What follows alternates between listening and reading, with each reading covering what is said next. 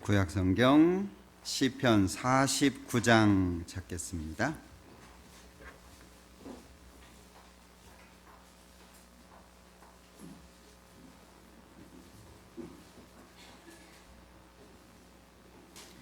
시편 49장 20절 한 절만 천천히 같이 읽겠습니다. 존귀에 처하나 깨닫지 못하는 사람은 멸망하는 짐승 같다. 오늘은 시편 49편 이 말씀을 좀 같이 생각을 해보려고 합니다. 어제 추계수양회 잠깐 다녀왔는데요. 3,000명 이상의 많은 분들이 말씀 앞에 나와 계시고 특별히 오늘 복음을 들으시는 날이기 때문에 좀 더 많이 관심을 갖고 기도해 주셔야 되겠다라는 생각이 됩니다. 많은 지역에서 가족들, 특히 부모님들을 전도하기 위해서 애쓰는 그 간절한 모습도 볼 수 있었고, 그 중에는 아주 많이 아프신 분도 계시고, 그런데 그 자녀들의 그 간절한 마음 때문에 부모님들을 모시고 온 것 같아요. 말씀을 듣는 내내 주물러 주시고 또 말씀을 잘 들을 수 있도록 애쓰는 그런 모습도 볼 수 있었습니다. 아마도 오늘 많은 분들이 또 구원을 받겠죠. 주님 오실 때까지 우리가 해야 될 가장 큰 일이라고 생각이 됩니다. 그리고 지난번 그 수요일 때 말씀해 주셨던 이재현 선교사님 그리고 몇 분의 선교사님들이 잘 멕시코에 도착하셔서 목회하시는 담임하는 교회로 잘 가셨습니다. 감사의 표현을 하셨고 또 한 3년 지나야 또 뵐 수 있을 거잖아요. 그때까지 건강하시고 또 신앙 안에서 더욱 힘차게 사시라고 또 부탁의 말씀도 있었습니다. 오늘 시편 49편을 좀 생각을 해볼 텐데요. 시편 49편은 20절에 결론이 나와 있죠. 존귀에 처하나 깨닫지 못하는 사람은 멸망하는 짐승 같도다. 극과 극의 표현이죠. 존귀한데 깨닫지 못하면 멸망하는 짐승 같다라고 말씀하고 있으니까 중간에 깨닫지 못하는 사람은 이걸 빼버린다면 존귀에 처해 있지만 멸망하는 짐승 같을 수도 있는 게 사람이라는 얘기죠. 오늘 이 부분을 좀 같이 생각을 해보려고 합니다. 하나님 앞에서 사람은 존귀하다라고 여기 말씀하고 있죠. 12절에도 있는데 사람은 존귀하나 그랬죠. 이 존귀하다라고 하는 표현은 귀하다라고 하는 걸 넘어서 지극히 귀하다 그런 의미입니다. 성경에서 사람이 귀하다라고 표현되고 있는데 실제 사람은 아는 게 별로 없어요. 그리고 능력이 있는 것도 아니고 사람을 이렇게 살펴보면 오래 사는 것도 아니고 그렇다고 원하는 것을 마음대로 할 수 있는 것도 아니고 사람을 따져놓고 보면 부족한 것이 많고 모자란 것이 많은데 성경에서는 귀하다, 존귀하다라고 말씀하십니다. 그 이유가 도대체 뭘까? 하나님께서 사람을 존귀하다라고 하셨다면 지극히 높으신 하나님이시니까 분명히 사람이 존귀할 거예요. 그런데 사람 스스로를 살펴보면 사실 무엇 때문에 귀하다고 얘기하는지 하나님을 빼놓고 생각하면 알기가 어렵습니다. 하나님께서 사람이 존귀하다라고 하신 이유가 도대체 뭘까? 창세기 8장에 보면 사람이 마음이 있잖아요. 이 사람의 마음이 어려서부터 악하다 이렇게 표현하고 있거든요. 사람은 선을 행하는 것보다는 어려서부터 악을 행하는 쪽으로 치우쳐 있다라고 하는 겁니다. 그래서 창세기 6장 우리가 잘 아는 것처럼 하나님께서 이 세상을 물로 심판하실 때 그 당시의 사람들의 모습이 사람의 죄악이 세상에 관영함과, 이 관영이라고 하는 것이 더 이상 채울 수 없을 정도로 꽉 차 있는 상태를 말하잖아요. 그런가 하면 그 마음의 생각의 계획이 항상 악할 뿐이다라고 표현을 합니다. 그러니까 사람 마음속에 선보다는 악이라는 거죠. 특히 예레미야 22장에 보면 내가 어려서부터 내 목소리, 하나님의 목소리를 듣지 않는 것은 내 습관이다라고 말씀합니다. 그러니까 어려서부터 반복해왔기 때문에 하나님의 말씀을 청종치 않는 것이 습관이 돼 있다, 이런 표현이죠. 하나님 앞에 구약 성경을 보면 계속 심판을 받는 모습이 나옵니다. 죄악에 대한 결과죠. 그런데 사람을 보면 악한 존재고 부족하고 모자란 존재인데 하나님은 존귀하다, 이렇게 말씀하시거든요. 그러면 사람이 존귀하다라고 하는 것은 무엇 때문일까? 왜 사람을 귀하다고 하고 귀하다고 말씀하신 그 하나님 앞에 분명히 이유가 있을 텐데 그 이유가 과연 무엇일까? 존귀라고 하는 것이 나에게 있을까? 아니면 이 세상에 있을까? 사람 스스로 존귀해질 수 있을까? 우리가 좀 깊이 고민해보고 생각해 봐야 될 문제라고 생각을 합니다. 성경에 하나님이 잘 설명이 되어 있는데 그 하나님에 대해서 이렇게 표현합니다. 여기 49장은 잡아놓으시고요, 시편 49장은 잡아놓으시고 이사야서 40장을 한번 보죠.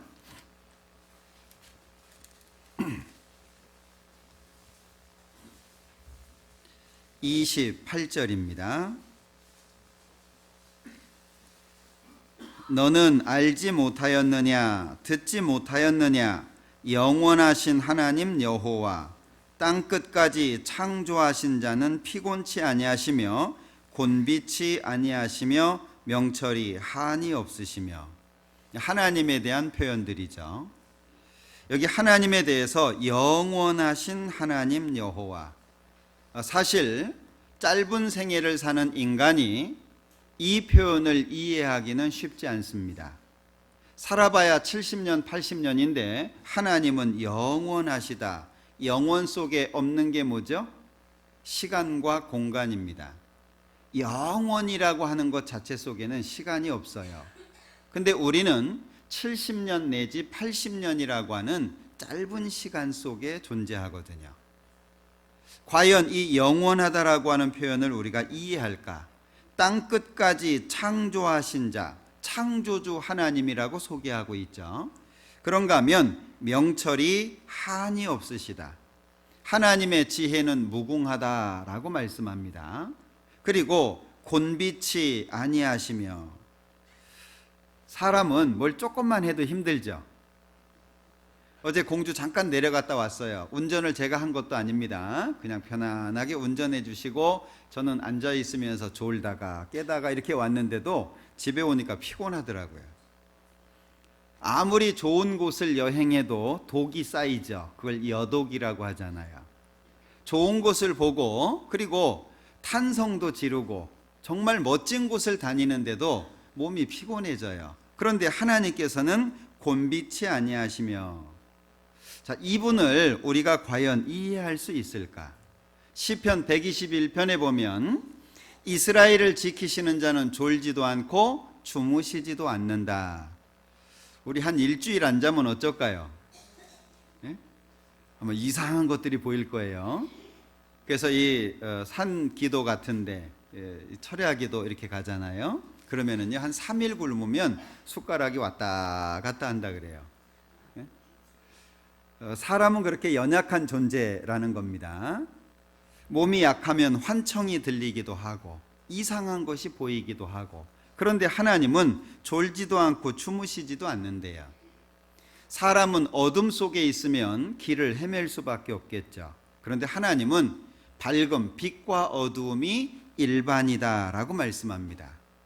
사람들이 무서워하는 그 어두움도 하나님에게는 아무런 영향을 끼칠 수 없다. 이제 그런 얘기잖아요. 평안도 짙고 환난도 창조하신 분, 이 모든 일을 행하시는 자, 과연 우리가 이해하기 어렵죠. 그러니까 한마디로 하나님은 완전하고 완벽한 분입니다. 근데 그 하나님께서 사람을 귀하다고 하셨거든요. 그러면 하나님을 알아야 사람이 왜 귀한지를 알 수 있겠죠. 다시 말하면 하나님과 사람은 우리 이렇게 속된 얘기로 노는 물이 다르다 그러잖아요. 예? 노는 물이 다르다. 또는 차원이 다르다. 다른 세계의 사람 같다. 그리고 아주 뛰어난 사람 보면 야, 저 사람은 사람 같지가 않네. 이렇게 표현하잖아요. 하나님하고 사람하고는 완전히 다른 겁니다. 여기 46장을 한번 볼까요? 이사야서 46장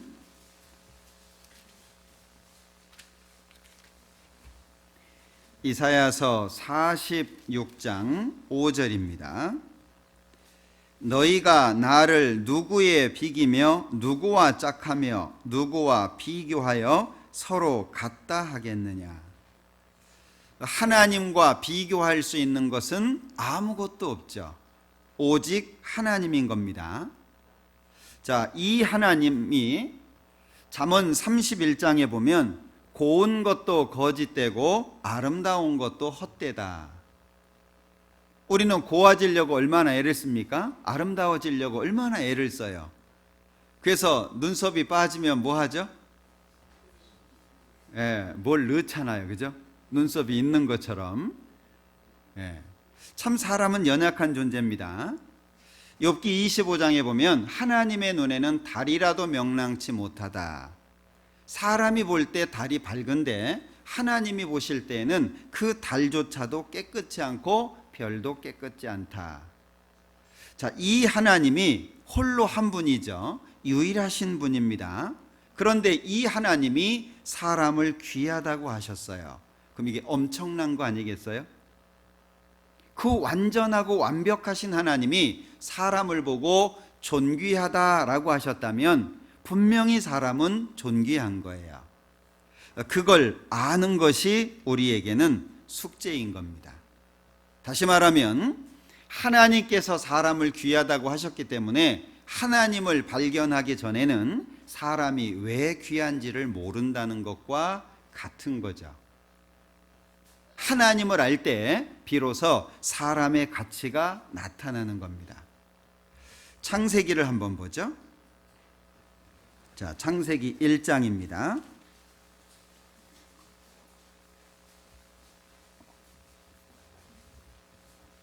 (28절)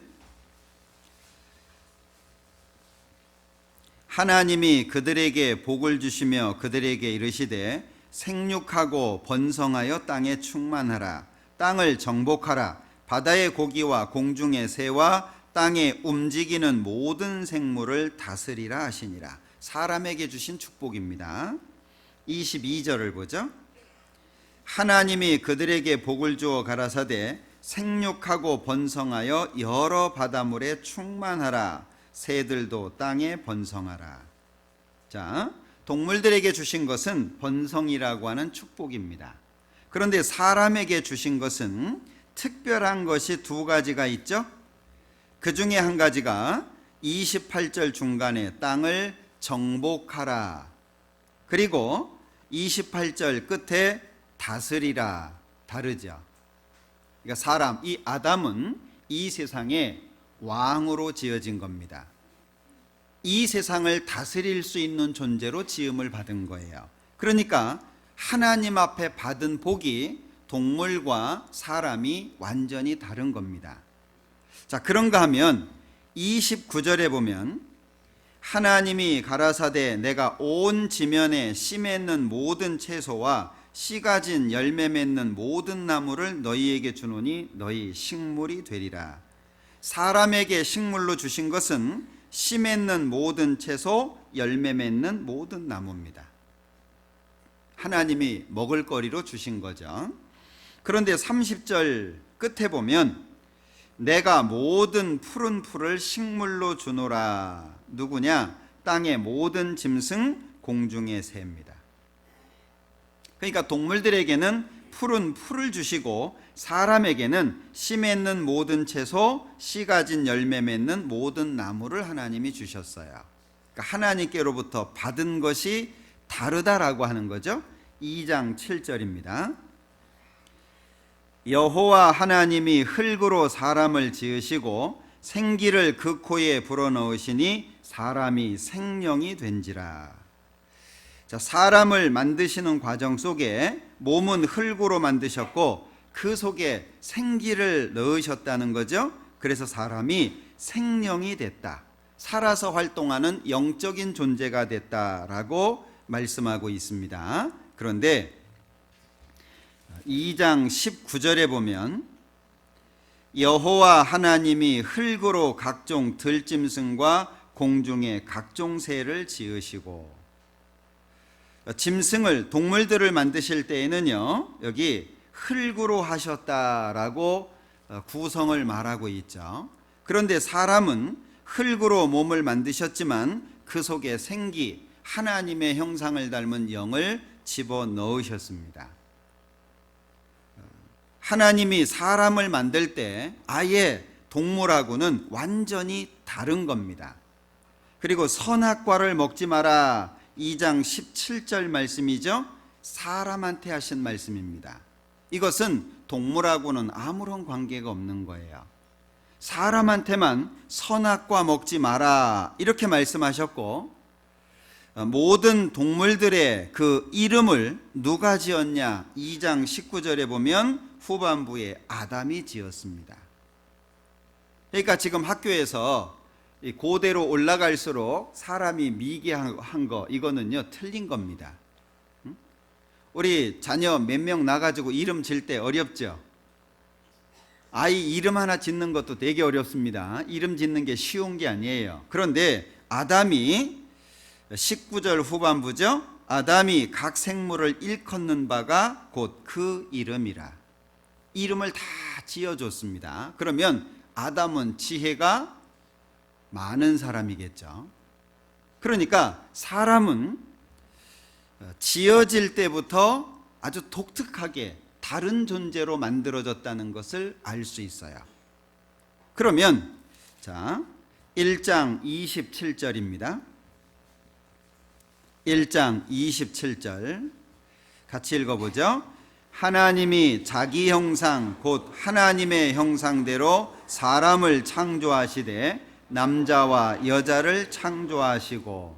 자, 존귀에 처하나 사람이 왜 귀한 겁니까? 여기 하나님이 자기 형상 곧 하나님의 형상대로. 사람의 가치가 어디에 있는 거냐? 하나님의 형상을 소유하고 있기 때문에 사람은 가치가 있는 겁니다. 결국 사람이 존귀할 수 있는 이유는 그 근본이 하나님이라는 거예요. 존귀에 처하나 깨닫지 못하는 사람은 그 뒤에가 왜 기록되어 있습니까? 많은 사람들이 하나님을 떠나서 자신의 가치를 발견하려고 합니다. 하나님을 떠나서 사람의 가치를 발견하려고 하면 사람은 시간이 지날수록 점점 낮아지도록 돼 있어요.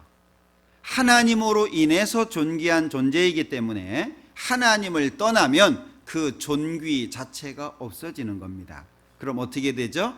멸망하는 짐승처럼 되는 겁니다. 여기 로마서 1장 한번 보죠.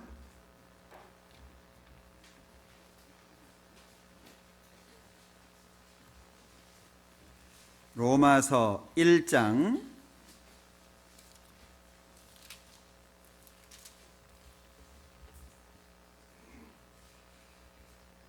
21절입니다. 하나님을 알되 하나님으로 영화롭게도 아니하며 감사치도 아니하고 오히려 그 생각이 허망하여지며 미련한 마음이 어두워졌나니.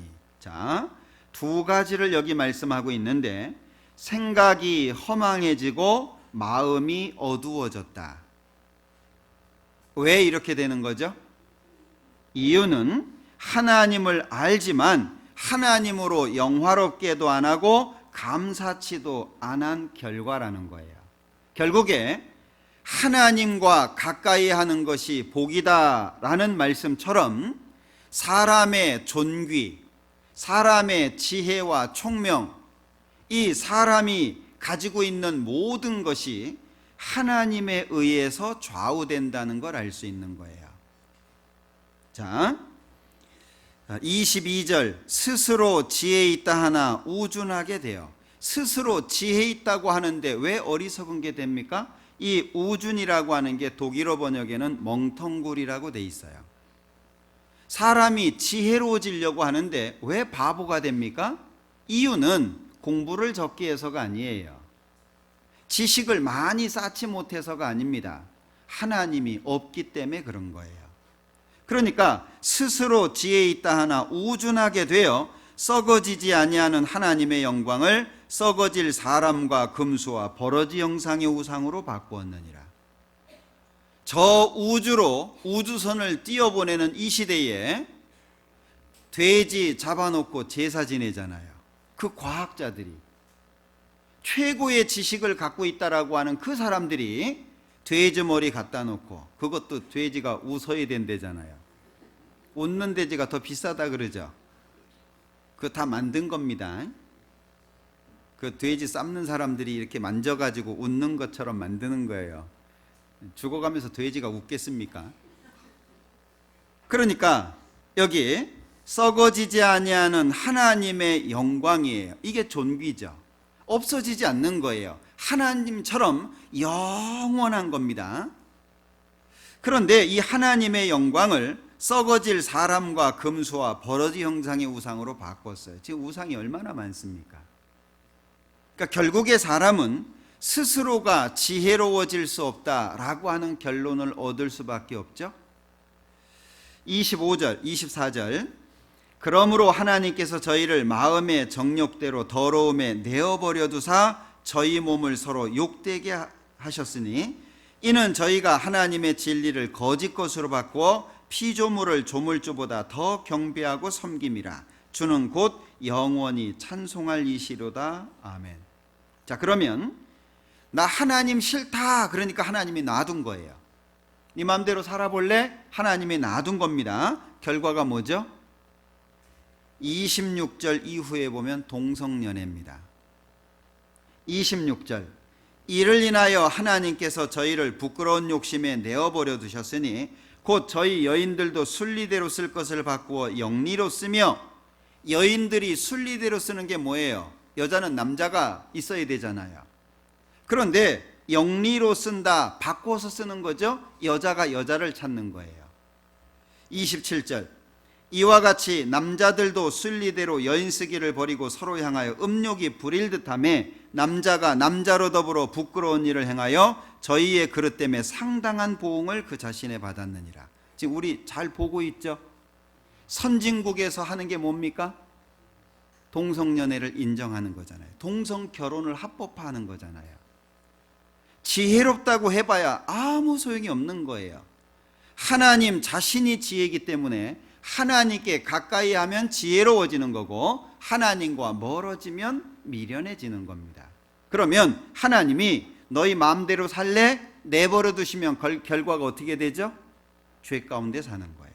27절, 28절, 또한 저희가 마음에 하나님 두기를 싫어하며 하나님께서 저희를 그 상실한 마음대로 내어버려 두사 합당치 못한 일을 하게 하셨으니, 하나님이 죄짓게 하셨다 그 얘기가 아닙니다.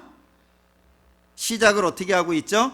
저희가 마음에 하나님 두기를 싫어하며, 그러니까 그래 너희들 마음대로 살아봐 놔뒀다는 거예요. 그 결과가 뭐죠? 29절부터 32절까지 수많은 죄들이 계속 나열되고 있습니다. 왜 사람이 죄를 짓습니까? 하나님을 떠난 결과입니다. 이상하게 사람은 이 땅에서 지식, 명예, 부 이런 걸 조금 갖잖아요. 그러면 그걸 의지해서 살아요. 마치 그게 전부인 것처럼 착각을 하고 살아요. 그 아무것도 아닙니다. 그 많은 지식, 시간 조금 지나봐요. 그거 별로 도움 안 됩니다. 학교에서 배웠던 수많은 지식들 결혼하고 뭐 쓰고 계셔요? 예? 동계산 해야 되니까 수학은 좀 쓰고, 문자 보내고 받고 해야 되니까 국어는 좀 쓰고, 예? 뭐 하셔요? 밥하는데 미분 적분 필요합니까? 사실 우리가 배웠던 수많은 지식들 삶 속에 별로 도움 안 됩니다. 그러니까 쓸데없는 거 배우느라고 평생을 허비하는 거예요. 정작 중요한 하나님에 대해서는 무관심하잖아요. 오히려 세상 지식이 많은 사람들이 하나님 없다고 얘기하죠. 무식의 극치를 말하는 거예요. 자, 그럼에도 불구하고 사람이 이렇게 죄 가운데 적극적으로 나아가는데도 불구하고 하나님이 참고 기다리시는 이유가 뭐죠? 우리가 잘나서가 아닙니다. 잘생겨서 배경이 좋아서 그게 아니에요. 이사야서 57장을 한번 보자.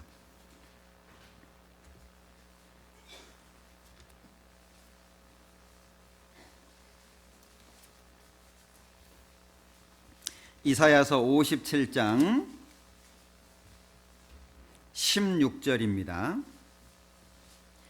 내가 영원히는 다투지 아니하며 내가 장구히는, 이 장구라고 하는 게 오랜 시간, 길고 오랜 시간을 말하잖아요. 장구히는 노하지 아니할 것은, 같이 읽죠. 나의 지은 그 영과 혼이 내 앞에서 곤비할까 함이라. 이 하나님의 형상을 닮은 영이 지옥에 갈까봐, 망하게 될까봐 하나님께서 지금도 참고 계신다고 말씀하고 있는 거예요.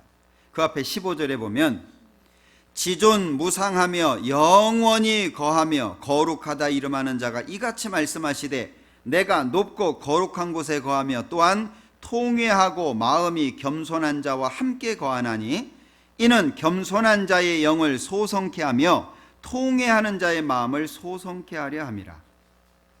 하나님이 지금도 역사를 남겨두시는 이유가 있는 거예요. 지금 이 시간이 이어지고 있는 이유가 있는 겁니다. 하나님 입장에서는 영이에요, 영. 이 영이, 하나님이 지은 이 영이 망할까봐 하나님이 오늘도 참고 계신 겁니다. 하나님이 이 지구, 세상을 보면 마음이 어떠실까요? 마음이, 아마 제가 하나님이었으면 진즉에 그냥 두들겨 패서 다 없애버렸을 거예요. 그러지 않아요? 얼마나 죄가 많습니까? 과거에는 죄를 몰래 지었습니다. 죄를 지은 사람이 부끄러워했습니다. 그런데 지금은 죄를 짓고 부끄러워하지 않습니다. 사회면을 장식하는 많은 내용들 봐봐요. 보면은요, 진짜 쓰레기통 같은 느낌이 듭니다. 그 세상을 우리가 살고 있는 거예요. 우리가 보기에도 이 세상이 악하다고 느껴지는데 하나님 보시면 어쩔까요? 이 세상은 정의롭지 않습니다. 이 세상은 깨끗하지 않아요. 오히려 악한 사람들이 앞에 있고 악한 사람들이 세력을 잡고 있는 것이 이 세상입니다. 어찌 보면 바르게 살려고 하는 사람들이 더 힘든 세상이 이 세상이에요. 하나님 입장에서 보면 당장에 이 세상을 심판하려고 하지 않으시겠습니까? 그런데도 참고 계신다는 거예요. 왜?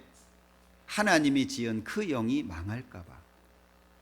이 땅에서 좀 더 잘 살고 이 땅에서 좀가 뭐 하고 싶은 거 하고 그런 것이 목적이 아닙니다. 사람들이 경제적으로 부유해질수록 쓸데없는 것에 신경 쓰잖아요. 그래도 그래서 미국에도 가보면은요, 돈 많은 사람들은 날씬합니다. 가난한 사람들이 살이 쪄 있어요. 왜요? 먹을 거 싸거든요. 먹을 거는 일단 싸게 해줍니다. 그러니까 고기도 싸고 그래요. 가난한 사람들은요, 이 먹고 살기가 힘들잖아요. 여유를 갖고 요가를 한다든지 몸을 만든다든지 몸을 관리한다든지 이럴 시간이 없는 거예요. 가서 보면은요, 잘 사는 사람들은 날씬해요. 못 사는 사람들은 뭐 그냥 어마무시하죠, 막. 그리고 살아요.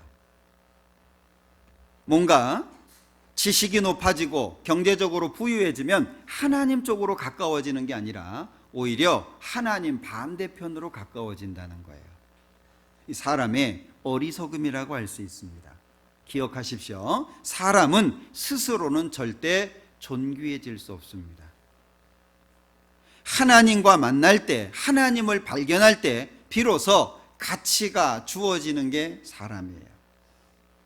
그래서 사람은 하나님의 형상대로 지어진 유일한 존재잖아요. 누구 속에, 어떤 동물 속에 하나님의 형상을 닮은 영이 있습니까? 하늘을 나는 독수리도 그 속에 하나님의 형상을 닮은 영이 없습니다. 이 땅에서 백수의 왕이라고 불리워지는 사자 속에도 영은 존재하지 않습니다. 아무리 못났고 아무리 무식하고 가진 거 없어도 모든 사람 속에는 하나님의 형상을 닮은 영이 있어요. 유일한 존재입니다. 가치를 엉뚱한 데서 찾으려고 하니까 그러는 거예요.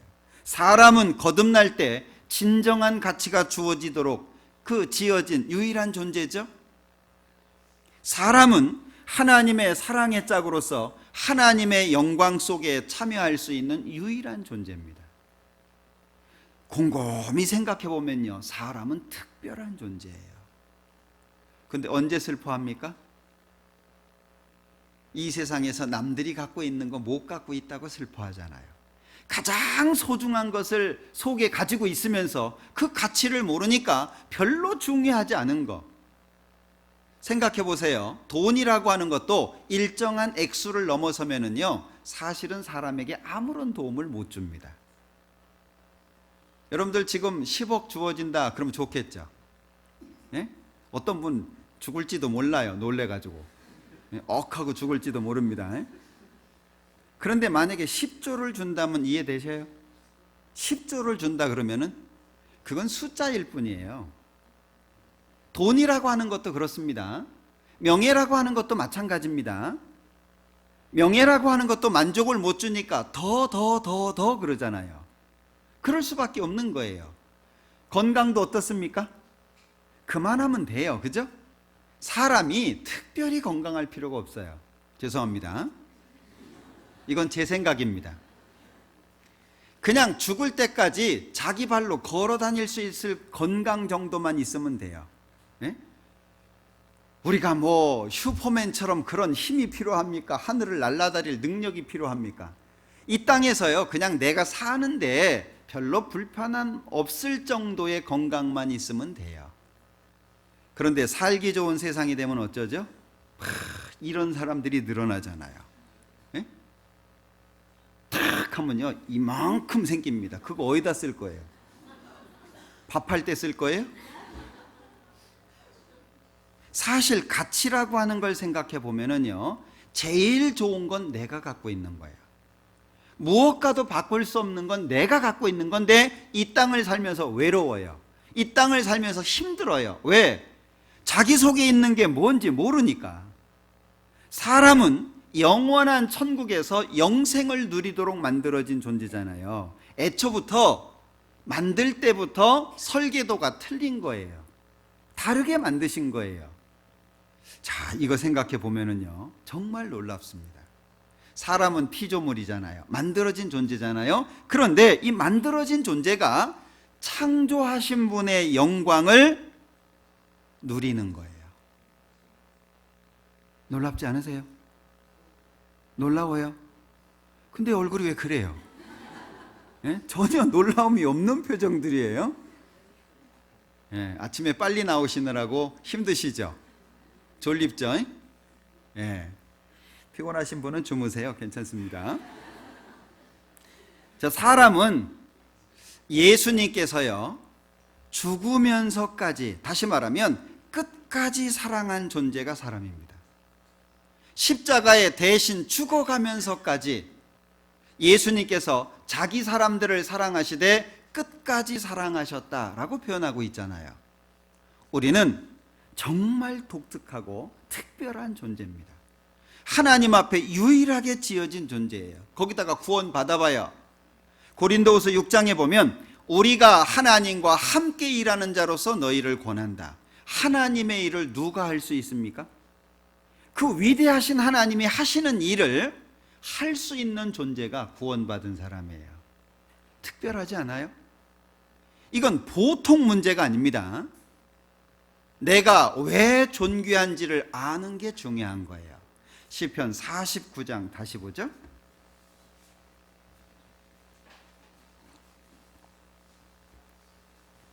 20절.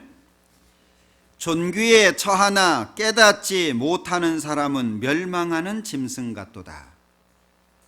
멸망하는 짐승이 되면 안 됩니다. 하나님 없이 사는 사람들 봐봐요. 짐승들 사는 거하고 별로 다를 게 없어요. 죄송한 말씀이지만 짐승들도 성장하면 짝 찾고, 짐승들도 먹을 것 때문에 하루 종일 돌아다니고, 그죠? 짐승들도요, 자기 세력을 유지시키기 위해서 애를 씁니다. 사람 별거 있나요? 하나님이 없으면 짐승이 사는 것처럼 사람도 똑같이 사는 거예요. 사람이 존귀하다라고 하는 것은 하나님의 형상을 닮은 영인데, 그래서 6절에 보면 49장 6절입니다. 자기의 재물을 의지하고 풍부함으로 자긍하는 자는 아무도 결코 그 형제를 구속하지 못하며 저를 위하여 하나님께 속전을 바치지 못할 것은 저희 생명의 구속이 너무 귀하여 영원히 못할 것입니다. 돈 가지고 아무것도 못한다 그 얘기예요. 사람들은 어때요? 돈 그러면 좋죠. 예? 아유 저는 뭐 돈 별로 뭐 그렇게, 근데도 돈 주면 웃어요. 좋죠. 좋은 건 좋다고 얘기를 해야죠. 그죠? 돈이 좋잖아요. 이 땅을 편하게 살 수 있게 하는 거니까. 세상을 살아가는 데 있어서 편리하고 돈 없는 사람들이 하지 못하는 것을 할 수 있게 하니까 유익이 있어요. 그런데 문제는 7절에 아무도 결코 그 형제를 구속하지 못하며, 사람이 구원을 받는 데 있어서는 돈이 오히려 장애가 될 수도 있어요. 여기 그 형제를 구속하지 못하며 저를 위하여 하나님께 속전을 바치지 못할 것은, 속전이라고 하는 것이 죄를 면하기 위해서 바치는 돈을 속전이라고 하잖아요. 그러니까 지옥 가는 죄인을 천국에 보내기 위해서 돈이라고 하는 것이 도움이 안 된다 그 얘기잖아요. 이 땅을 살아가는 데 도움이 되는 것이지 하나님 편에서는요 도움이 안 되고 오히려 장애가 될 수 있어요. 여기 16절을 한번 보죠. 사람이 치부하여 그 집 영광이 더할 때에 너는 두려워 말지어다. 저가 죽음에 가져가는 것이 없고 그 영광이 저를 따라 내려가지 못함이로다. 저가 비록 생시에 자기를 축하하며 스스로 좋게 함으로 사람들에게 칭찬을 받을지라도 그 역대 열조에게로 돌아가리니 영영이 빛을 보지 못하리로다. 결국에 부함이라고 하는 것이 이 땅이죠.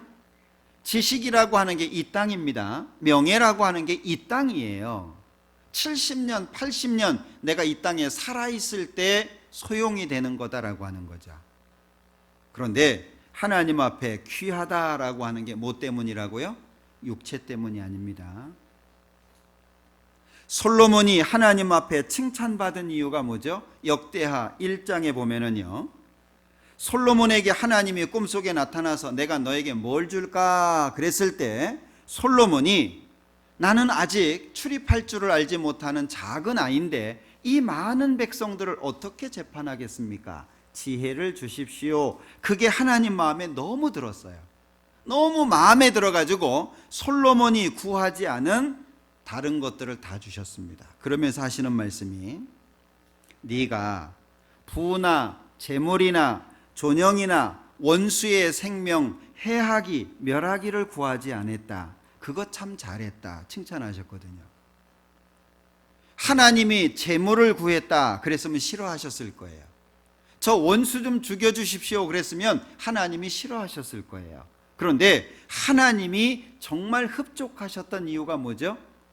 하나님의 백성을 재판하기 위한 지혜를 달라고 했던 게 하나님의 마음에 들었어요. 그래서 구하지 않은 것까지 주신 겁니다. 그런데 히스기야는 책망을 받았어요. 왜 히스기야는 책망을 받았을까요? 이사야서 38장을 보겠습니다.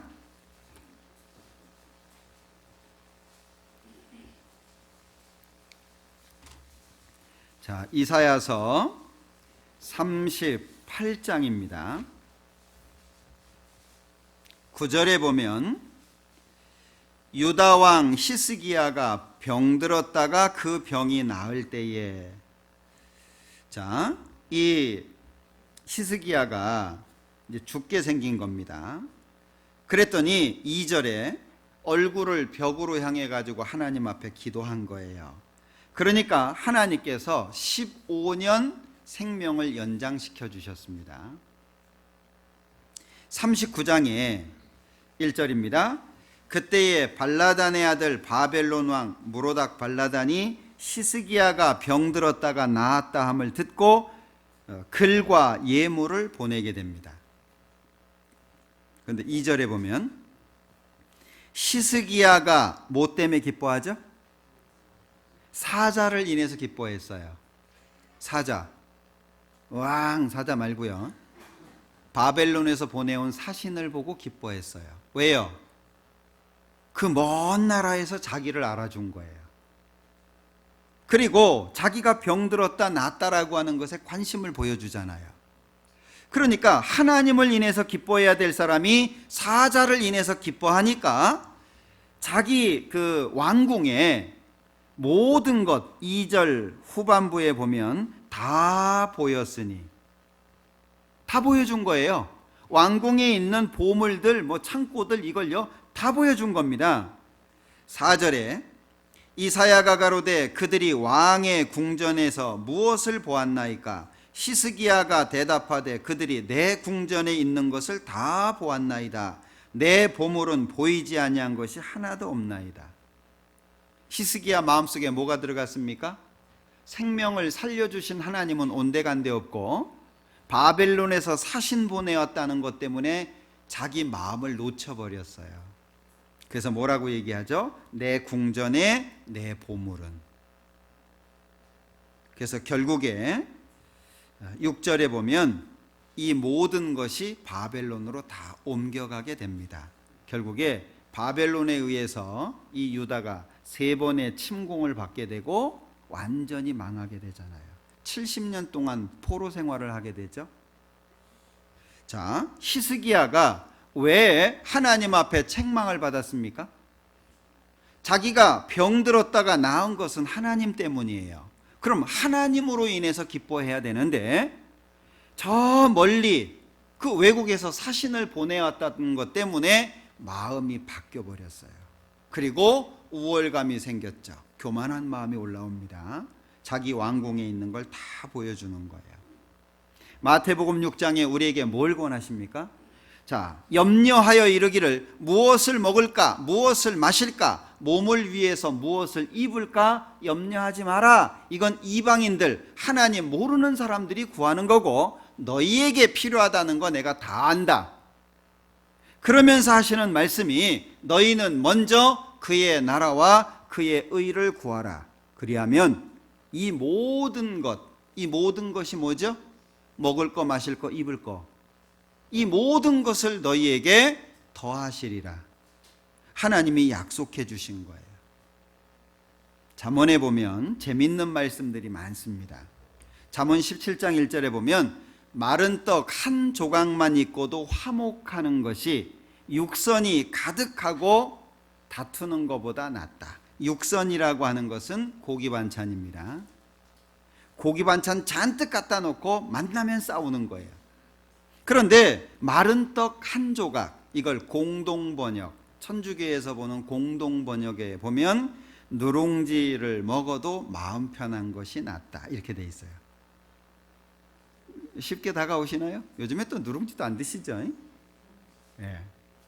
자, 그런가 하면 가산이 적어도 여호와를 경외하는 것이 크게 부하고 번뇌하는 것보다 낫다. 잠언에는 많이 비교해 놨어요.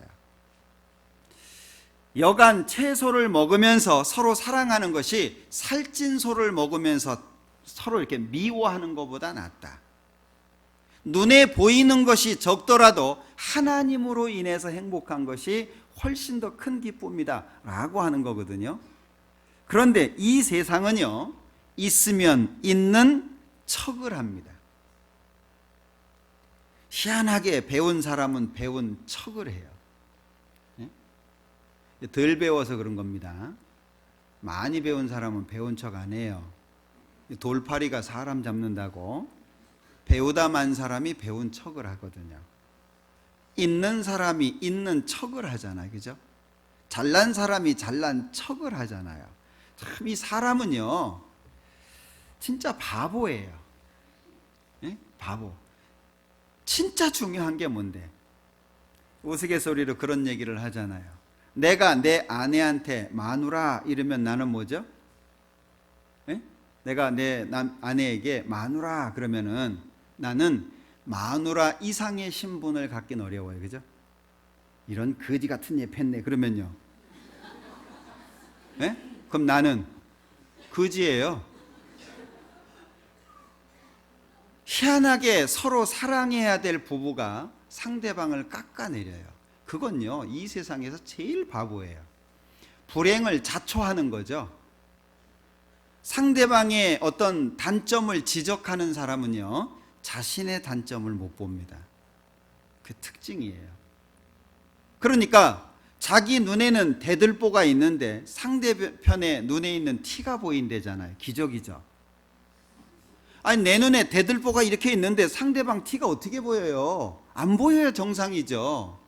그런데 대들보가 있는 사람은요 상대방의 티가 잘 보입니다. 그리고 자기의 문제는 전혀 안 보여요. 결국에 상대방에게 이렇다 저렇다 얘기하는 사람은 나쁜 사람이에요. 실제 그렇습니다. 부모님에게 효를 행하려고 작정하면은요 참 나는 불효자다 그거 알아요. 효도 한번 생각해봐요. 쉽습니까? 정말 어렵습니다. 근데 효도에 대해서 생각하지 못한 사람은 어때요? 때에 찾아뵙고 용돈 좀 드리고 어디 여행 보내드리고 그러면 자기는 효자인 줄 알아요. 그게 효의 일부지 전체가 아니잖아요. 이 하나님 앞에 우리의 모습도 마찬가지입니다. 부부가 서로 화평하고 서로 좋은 모습으로 살기 위해서는 서로를 높여주는 게 필요하잖아요. 그죠? 자기 아내가 왕비면 자기는 예? 신하예요? 또 그런 집도 있더라고요. 왕비를 해주면 그걸 알아줘야 되는데 또 자기가 왕비 혼자인 줄 알고 또 이렇게 신하로 부리는 사람이 있긴 있어요. 그건 바르지 못한 거고 아내가 왕비면 남편은 왕이죠. 결국에 서로잖아요. 서로 행복할 수 있는 이 험한 세상에서 진짜 행복할 수 있는 것이 유일하게요 가정인 거 아십니까? 가정이 가정. 가정에서 불행한 사람은 어디에 가서도 행복할 수 없습니다. 응? 근데 요즘에는 어디서 찾아요? 밖에서 찾죠. 그러니까 제비가 오는 거예요. 네? 사모님 하고 그러면 그래요. 우리 남편은 안 해주는데 이 사람은 해준다는 거예요. 그럼 제비가 안 해주면 누가 해주겠어요? 사실은 가정에서 이루어져야 될 거죠. 그래서 남자는 많아도 남편은 한 사람이고 여자는 많아도 아내는 한 사람이에요. 요즘엔 그걸 자꾸 깨버리려고 하니까 문제가 되는 거잖아요. 아이고 내가 바라볼 사람은 이 사람밖에 없다 그러면은요 다 이해돼요. 이 사람밖에 없는데 어디 가서 위로 얻어요? 그럼 마음이 낮아집니다. 그러면 그 안에 평소에 경험하지 못했던 기쁨들이 나오는 거예요. 없는 게 아닙니다. 못 찾아서 그런 거예요. 우리가 하나님이 내 안에 영을 주셨잖아요. 그 영을 발견하고 하나님과 가까이 할수록 생각하지 못했던 기쁨과 위로들이 나오잖아요. 죽어가면서도 웃을 수 있는 게 가능합니까? 순교 사화에 보면은요 화영장에 들어가는 사람을 뒤에서 쳐다본 사람이 한 말이에요. 야, 저 사람 결혼식에 들어가는 신부 같다는 거예요. 이해되십니까? 화영장으로 들어가는데 결혼식에 입장하는 신부처럼 보였다는, 그렇게 영광스럽게 멋지게 보였다는 거예요. 그게 가능하겠어요? 그게 가능한 게 하나님을 만난 사람이에요. 다르잖아요. 얼마나 소중한 존재고 얼마나 멋진 존재인데 이건 내팽개치고 딴 데 가서 헤매는 거예요. 여러분들, 어떤 사람이 이 세상에서 제일 거룩한 멋진 그림을 그리려고 돌아다니기 시작했잖아요. 석양도 그리고 떠오르는 태양도 그리고 이것저것 다 그렸는데 마음에 안 드는 거예요. 지친 몸을 이끌고 집에 왔어요. 그런데 마침 엄마하고 아이들이요, 그 아내하고 아이들이 저녁 식사를 하기 위해서 기도하는 모습을 봤어요. 그걸 그렸다 그러잖아요. 가장 거룩한 사람의 가치가 하나님과 가까이 할 때 생긴다는 걸 기억하셔야 돼요. 그러니까 잘난 척하는 건 바보죠. 조금 있다고 있는 척하는 건 바보인 거예요. 조금 좋은 차 탄다고 조금 못난 차 타는 사람 무시할 게 없어요. 그죠? 네. 좋은 차 사고 나고 안 좋은 차 잘 가면 그게 더 나아요. 덜덜거리면 어때요? 졸음 방지용인데. 그죠? 자, 시편 49장 9절을 보겠습니다.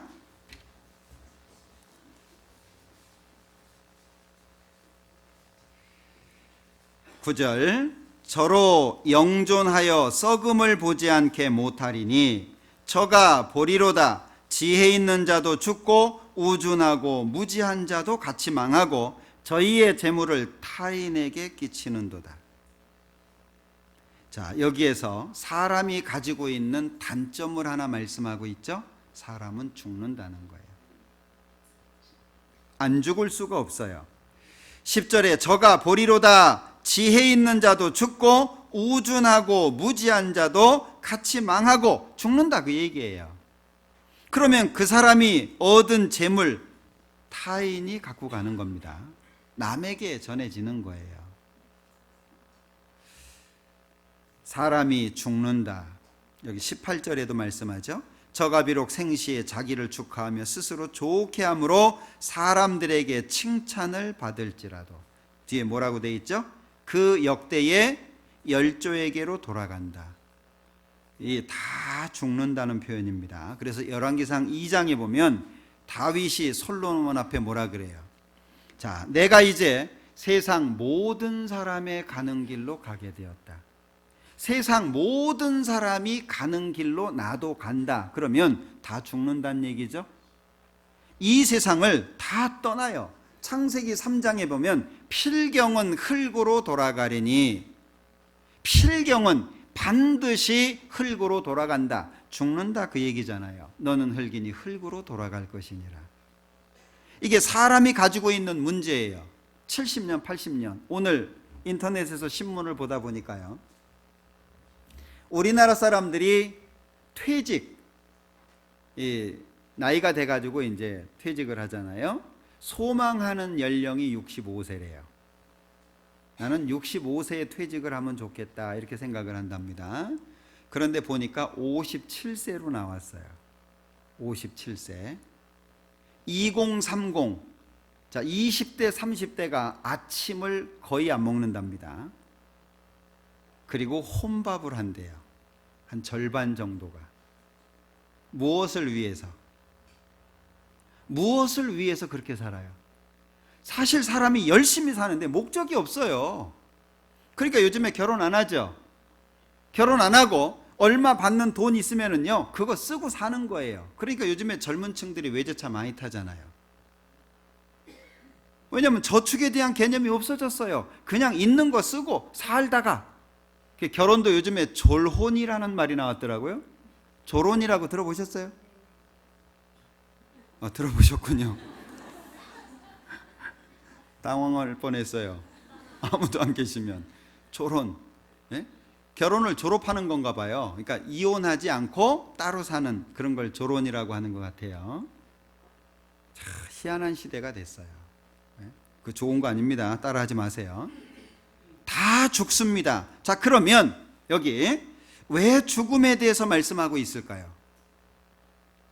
하나님을 떠난 인생, 죽음을 통해서 어떻게 해야 되죠?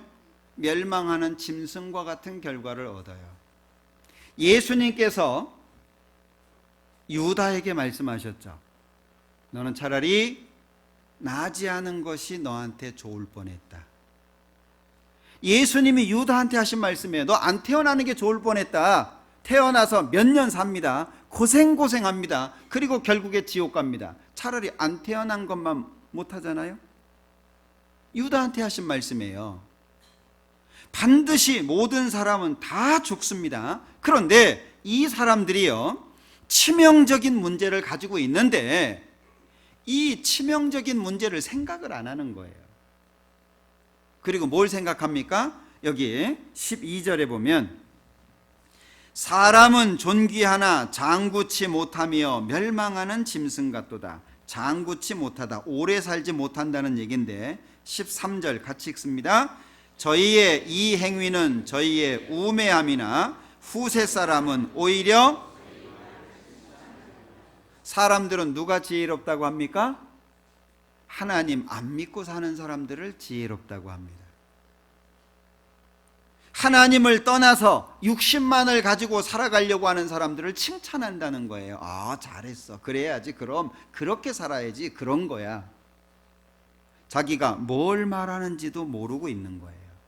자, 욥기 4장에 보면 하물며 흙집에 살며 하루살이에게라도 눌려 죽을 인생이겠느냐, 이런 말씀이 있는데 사람은 모기만 물려도 죽습니다. 잘못하면. 우리나라가 말라리아 보유국인 거 아세요? 잘 모르시는군요. 인천을 중심으로 해서 파주 저 위쪽으로가 말라리아 지역입니다. 인도를 갈 때, 인도 선교 갈 때 보니까는요, 말라리아 그 약을 주더라고요. 혹시 모르니까. 집에 가보니까는요, 방마다, 침대마다 꼭 있는 게 한 가지가 있어요. 뭐겠어요? 모기장. 침대마다 하나씩 다 쳐져 있어요. 왜? 이거 뿌려가지고는 감당이 안 돼요. 제가 모기장에서 잤잖아요. 근데 제가 잠을 좀 험하게 자거든요. 아침에 일어났더니 이쪽 팔부터 어깨까지가 온통 모기에 물려가지고요, 막 이만큼. 왜냐하면 모기한테 헌혈하느라고 모기장에 대고 잤거든요. 이렇게. 여러분들, 모기에만 물려도 죽습니다. 사람이 꼭 큰 사고로 죽는 게 아니잖아요. 건강을 위해서 좋은 음식을 먹는데 이게 내 몸에 좋을지 나쁠지 압니까?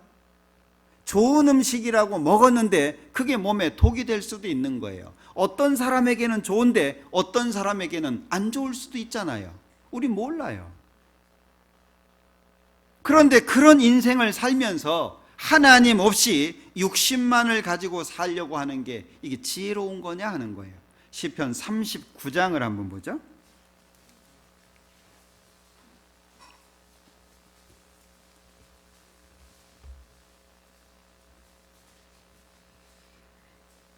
(4절입니다) 여호와여, 나의 종말과 연한의 어떠함을 알게 하사 나로 나의 연약함을 알게 하소서.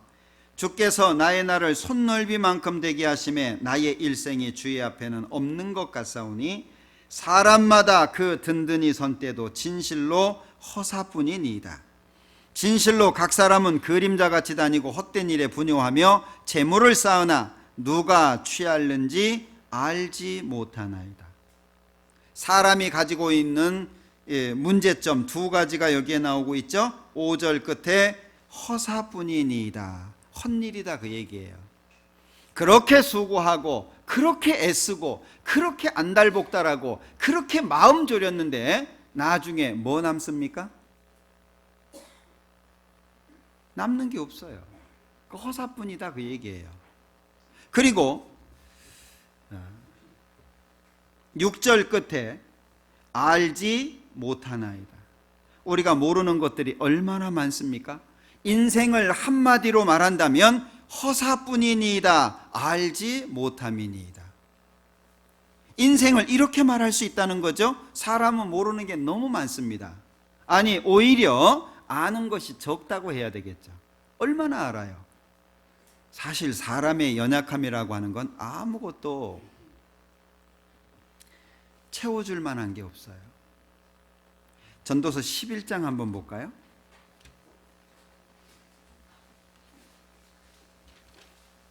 전도서 11장 2절입니다. 일곱에게나 여덟에게 나눠줄지어다 무슨 재앙이 땅에 임할는지 네가 알지 못함이니라.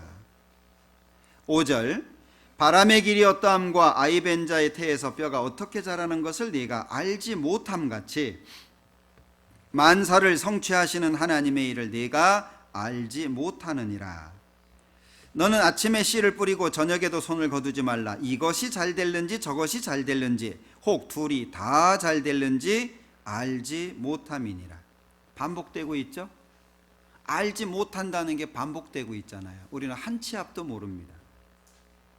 내가 언제 죽을지, 몇 살에 죽을지, 어떻게 죽을지 모릅니다. 그게 사람인 거예요. 모르는 거예요. 모르는 거. 그래서 하나님이 욥에게 묻습니다. 두 가지죠. 너 이거 아냐? 이거 할 수 있냐? 욥에게 두 가지 물으신 거예요. 왜? 욥이 하도 잘난 척을 하니까요. 하나님이 너 그렇게 똑똑해? 그렇게 잘났어? 그럼 내가 질문하는 거 대답해봐. 첫 번째가 뭐죠? 너 이거 아냐? 두 번째가 뭡니까? 너 이거 할 수 있냐? 지혜와 능력에 대한 걸 물으셨잖아요. 욥기 40장을 봅니다. 욥기 40장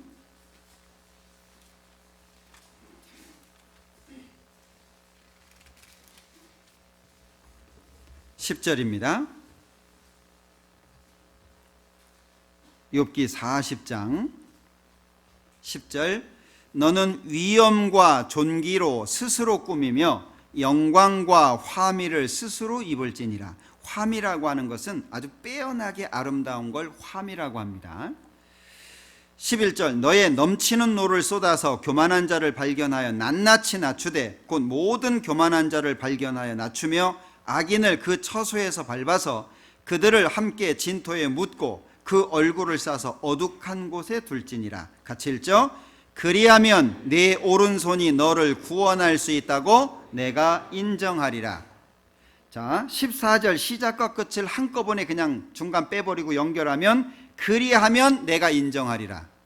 어떻게 하면? 앞부분에 말씀하신 대로 하면. 자녀가 뜻대로 되든가요? 우리가 마음먹은 것이 되든가요? 내가 말한 것을 사람들이 다 따라오든가요? 사람은요 너무나도 연약한 존재입니다. 그 작은 거 하나 가지고요 마치 자기가 전부인 것처럼 자기가 최고인 것처럼 착각을 하고 살아요. 그 조금 지식 그것조차도 하나님이 주신 건데 그걸 모르고요 하나님을 떠나는 경우들을 흔히 볼 수 있습니다. 자, 마태복음 6장에 보면 너희 중에 누가 염려함으로 그 키를 한 자나 더 할 수 있냐? 염려한다고 키 자라든가요? 염려함으로 키가 자라면은요 키 작은 분 여기 하나도 없을 거예요. 그죠? 아마 어떤 분은 뭐 3m도 넘을지도 몰라요. 우리가 머리카락 희고 검게 할 수 있습니까? 아무것도 할 수가 없어요. 그게 우리예요. 그런데 그런 우리를 하나님께서 존귀하다라고 말씀합니다. 그럼 그 가치를 알고 그 가치를 누리려면 어디 있어야 되죠? 그 가치를 주시는 하나님 안에 있어야 된다는 거예요. 그때 가능하게 된다는 이야기입니다. 하나님이 에덴 동산을 창설하시고 그 지으신 사람을 거기 두시고 하나님이 만드시고 하나님이 두시고, 그러니까 시편에 보면 하늘은 하나님의 하늘이라도 땅은 인생들에게 주셨도다. 사람은 땅에서 살도록 만들어진 거예요. 우주선 쏘아 올리고 뭐 살 수 있는 별이 어디 있니, 뭐 어디 뭐 물 만났니, 뭐 어쨌니 얘기하라고 얘기하지만 아무리 해봐야 소용없어요. 그들이 저보다 높은 과학적인 지식을 가졌다라고 할지라도 그거 이루어지지 않습니다. 왜? 저는 만드신 하나님의 말씀을 믿으니까. 만드신 하나님이 안 된다면 안 되는 거예요. 사도행전 17장입니다. 사도행전 17장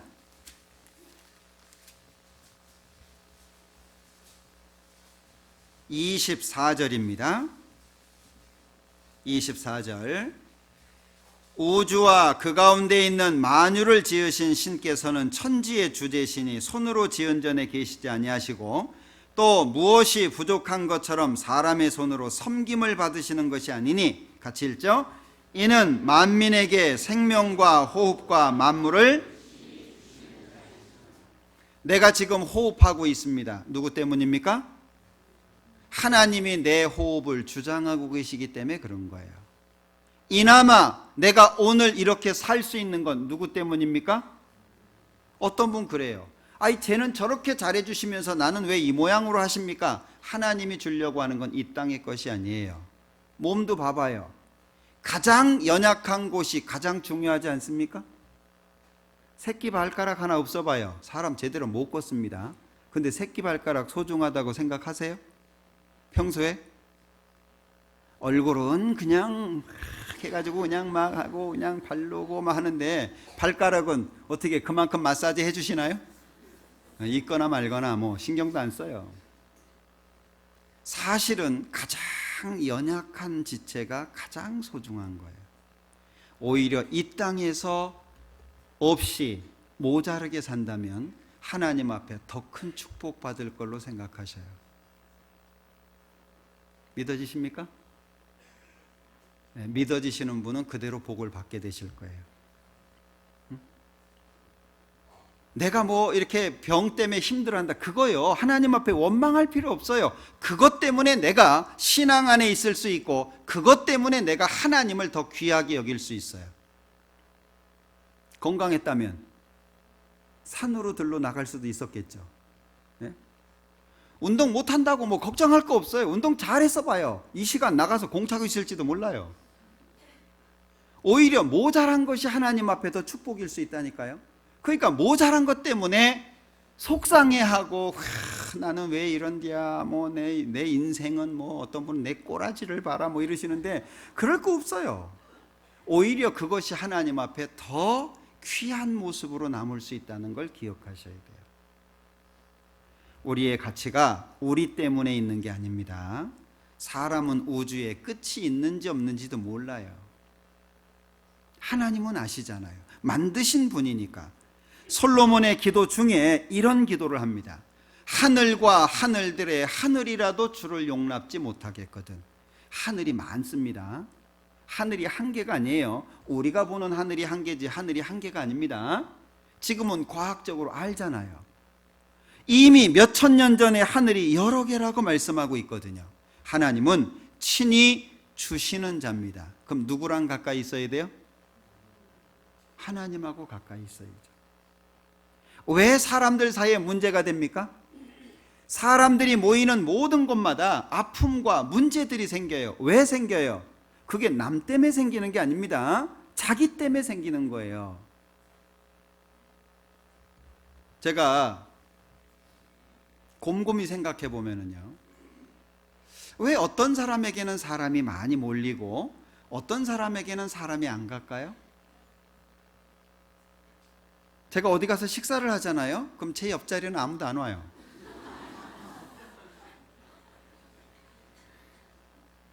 예, 이 목사가 양면을 갖고 있는 위치 같아요. 한쪽으로는 존경을 받으면서 한쪽으로는 욕을 겁나게 많이 먹는 양면이 좀 있는 것 같아요. 예? 말씀을 들을 때는 좋아하면서 밥 먹을 때는 멀찌감치 있잖아요. 잘 안 앉아요. 그래서 제 옆에 앉으시는 분들은 좀 은장에 연로하신 분들, 연세 드신 분들은 그냥 애정 표현을 그냥 하시잖아요. 그죠?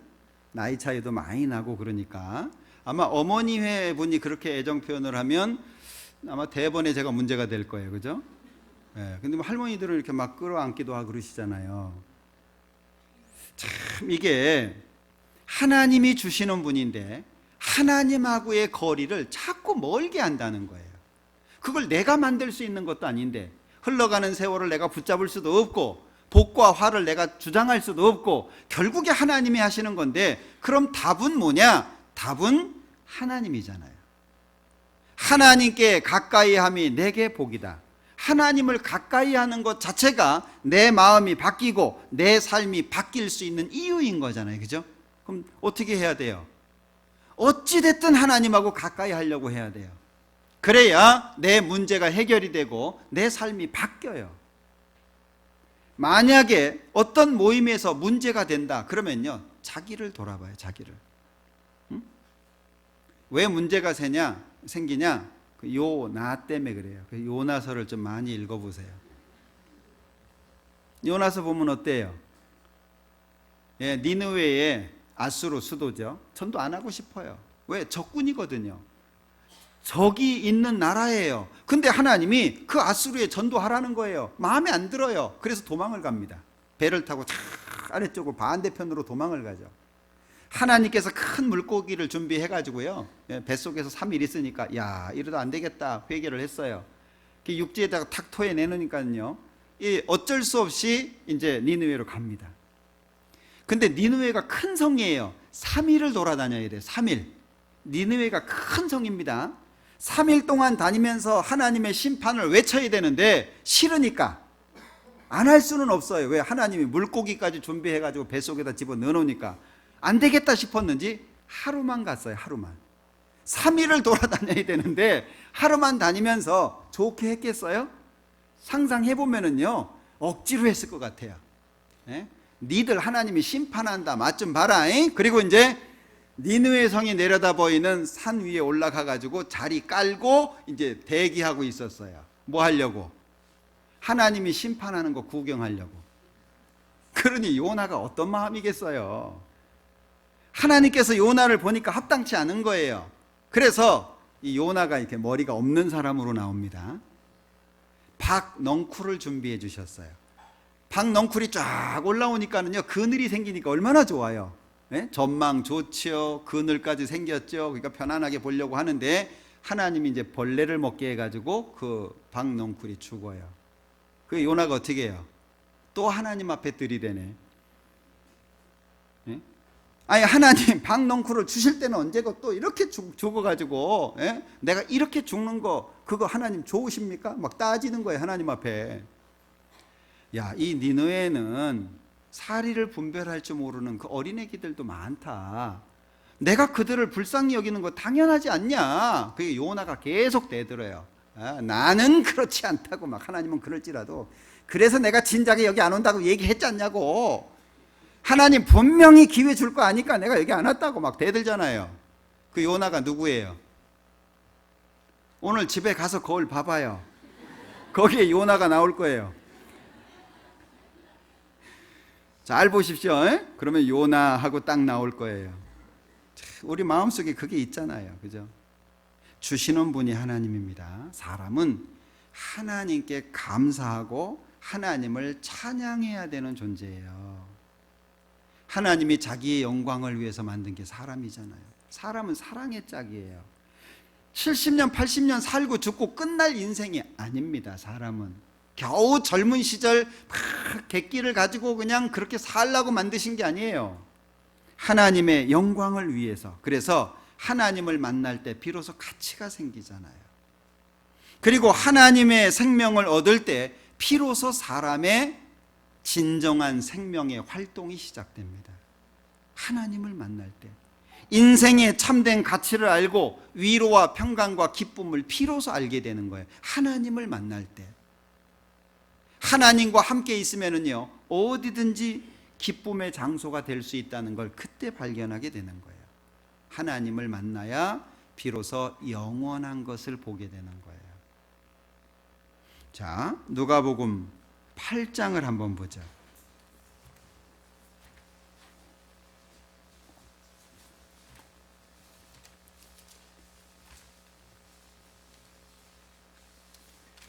누가복음 8장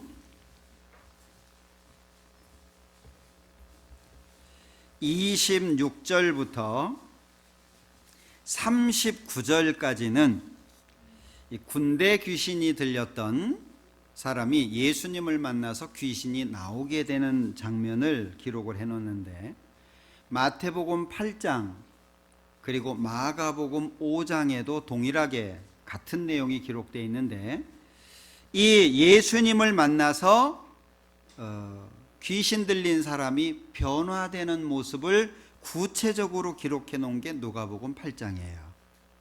우선 마태복음 8장에서는 이 군대 귀신 들린 사람이 심히 사납다 이랬어요.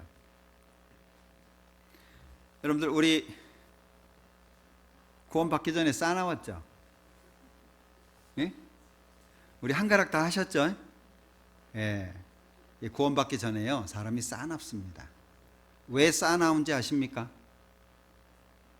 사나운 이유가 있어요. 여기 지금 군대 귀신 들린 자거든요. 자, 예수님이 너 이름이 뭐냐? 군대입니다. 이름을 군대래요, 군대. 왜? 귀신이 많이 들어가 있는 거예요. 한 사람 속에 많은 귀신이 들어가 있어서 군대라고 얘기합니다. 그런데 이 사람의 특징이 27절에 보면, 육지에 내리심에 그 도시 사람으로서 귀신 들린 자 하나가 예수를 만나니, 이 사람은 뭐 하죠? 오래 옷을 입지 아니하며. 옷을 안 입어요. 옷을 안 입는다는 게 뭐예요? 우리 애기들 옷 입어요, 안 입어요? 응? 요즘엔 다 입혀주겠다. 옛날에는 빨개 벗고 다니는 애들 많았습니다. 어렸을 때는요, 옷을 입는 게 불편한 거예요. 왜? 부끄러움을 몰라요. 근데 나이가 들면서 가리기 시작하죠. 초등학생이 벗고 다니는 애들 보기 어렵죠? 나이가 들면서 가리기 시작하는 거예요. 이게 부끄러움을 모르는 모습입니다. 집에 거하지 아니하고 무덤 사이에 거하는 자라. 집이 없어요. 이 사람 집에 안 살아. 어디에 사냐? 무덤 사이에 살아요. 무덤이 뭡니까? 죽은 사람들 매장해 놓은 곳이 무덤이잖아요. 그러니까 이 귀신 들린 사람은요, 사는 거, 살리는 거하고는 관계가 없는 거예요. 살아가는 모든 것이 죽음과 관련되어 있는 거예요. 사람 어때요? 70년 살았다, 그 얘기는요, 오래 살았다는 얘기도 되지만 죽을 날이 가깝다, 그 얘기도 되는 거예요. 하루를 살면 하나님 앞에 하루를 쓴 거예요. 그만큼 죽음이 가까이 오고 있다는 걸 말하는 겁니다. 죽음하고 아주 가까워요. 그리고 29절에 이는 예수께서 이미 더러운 귀신을 명하사 이 사람에게서 나오라 하셨습니다. 귀신이 가끔 이 사람을 붙잡음으로 저가 쇠사슬과 고랑에 매이어 지키었으되 그 맨 것을 끊고 귀신에게 몰려 광야로 나갔더라. 제어할 수 있는 게 없어요. 우리 뭘로 사람을 제어할까요? 도덕으로? 양심으로? 어떤 체면으로?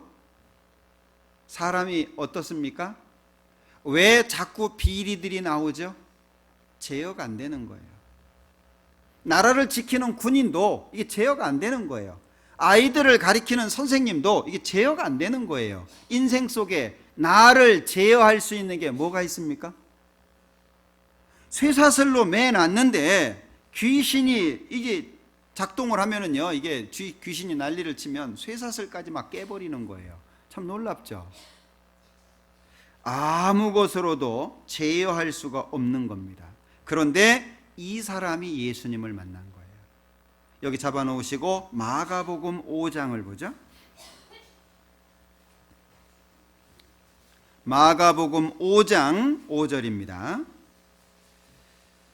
밤낮 무덤 사이에 서나 산에 서나 늘 소리 지르며. 소리 많이 지르시죠?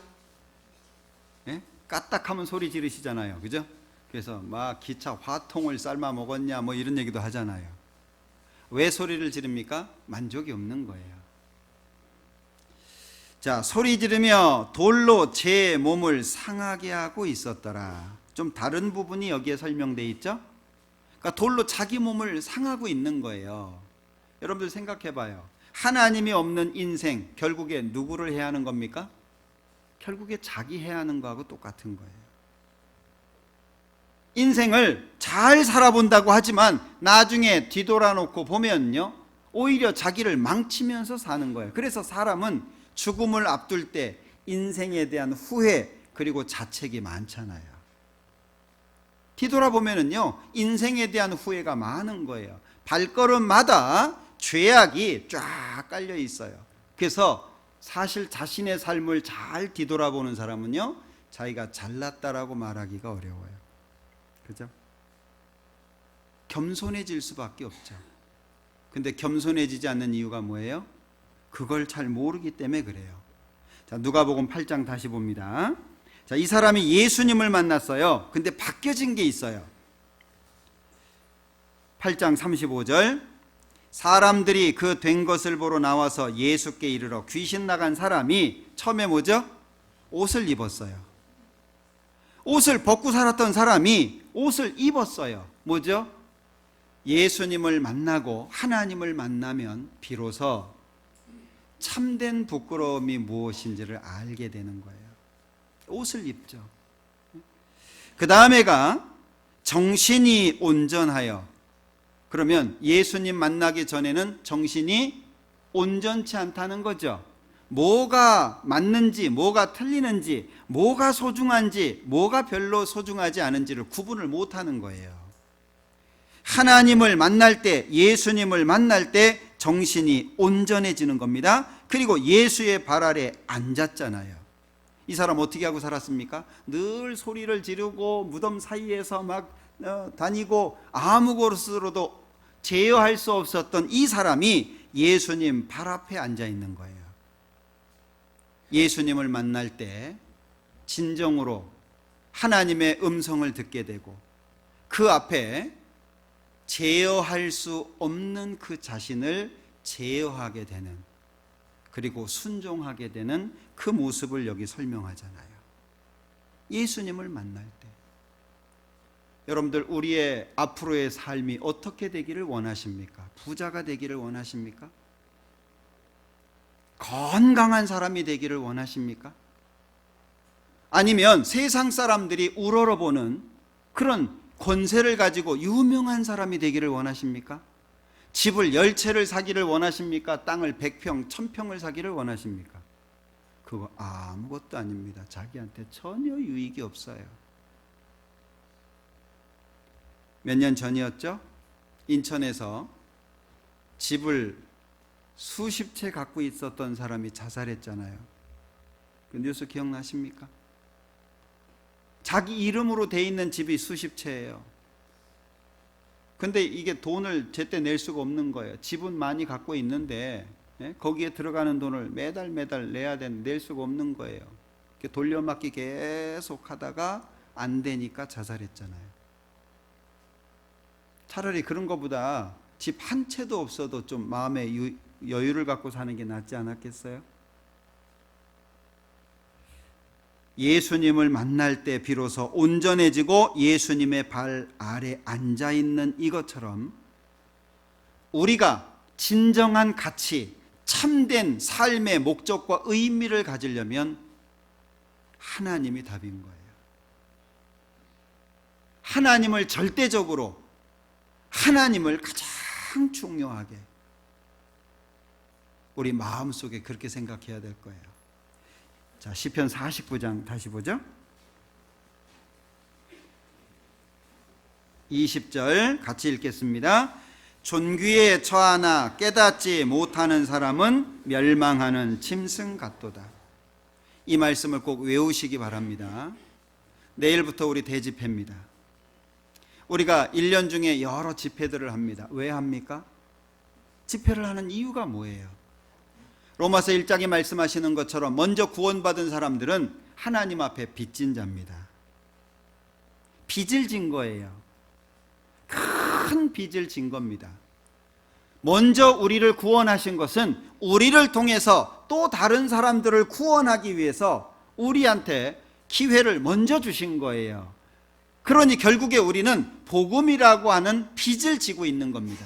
그럼 빚진 사람이 해야 될 일이 뭐겠습니까? 빚을 갚아야죠.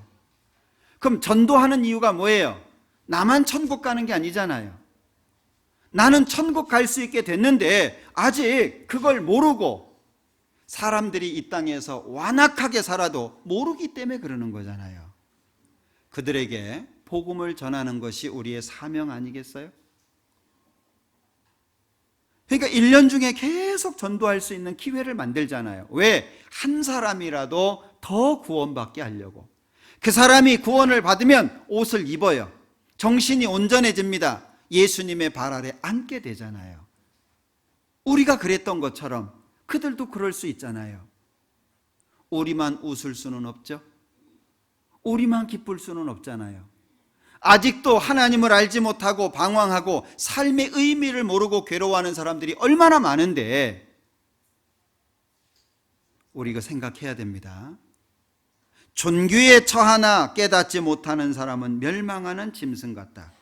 구원을 받았어도 구원받은 사람답게 살지 못하면 그 삶 자체가 멸망하는 짐승 같을 수 있는 거예요.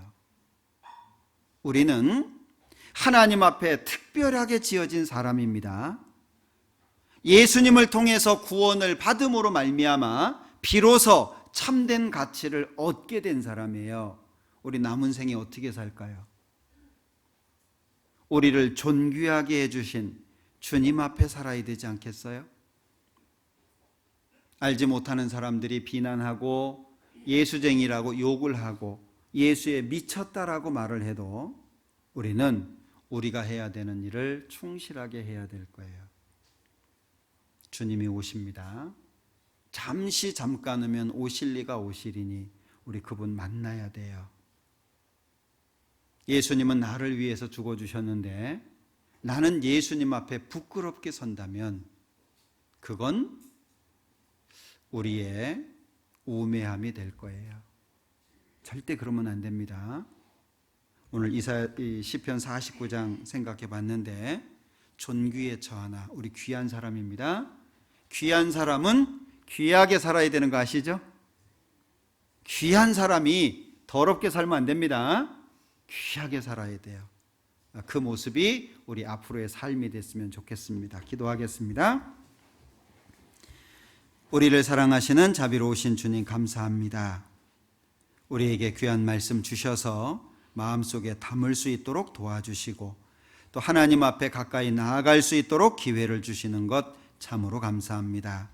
우리를 통해서 더 많은 사람들이 구원받을 수 있도록 도와주시고 특별히 내일부터 있는 집회를 기억해 주셔서 말씀을 들으러 나오는 모든 분들 구원해 주시고 천국 갈 수 있도록 도와주시기를 원합니다. 모든 거 주님께서 함께 해주시고 주님께서 지켜주시기를 원합니다.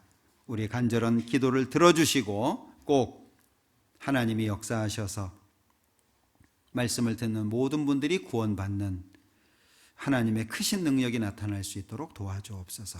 예수님의 이름으로 기도합니다. 아멘. 찬송 같이 하시겠습니다.